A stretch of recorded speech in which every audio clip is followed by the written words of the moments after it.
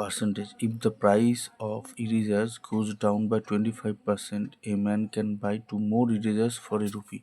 How many erasers are available for a rupee? মানে একটা রাবারের দাম যদি 25% কমে যায় তাহলে দুটো বেশি ইরেজার পাওয়া যায়। তাহলে এমনি অ্যাভেলেবেল কতগুলো আছে, ভেরি ইম্পর্টেন্ট, নিশ্চিত বহুবার এসেছে।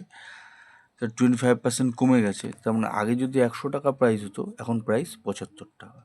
আমি ধরে নিই 100 টাকা আগে এক্স খানা পাওয়া যেত, 1 টাকায় কত পাওয়া যাবে, তাহলে কতগুলো পাওয়া যাবে, এক্স বাই 100 রুপিস করে দাও, তাহলে বুঝতে সুবিধা হবে, এক্স বাই 100।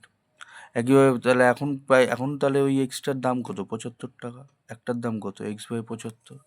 তাহলে এদের ডিফারেন্সের দামের ডিফারেন্স মানে এই যে পরিমাণটা আর এই পরিমাণটা, এদের ডিফারেন্স কত, দুটো বলে দিয়েছে, দুটোই বেশি পাওয়া যেত। সেখান থেকে ক্যালকুলেশন করে এক্স কত পাবে, 600টা। তার মানে 100 টাকায় পাওয়া যায় 600টা, 1 টাকায় কটা অ্যাভেলেবেল, 6টা। অরিজিনালি কটা পাওয়া যায় সেটাই কিন্তু অ্যাভেলেবেল চেয়েছে, কমবার পরে কি সেটা চায়নি।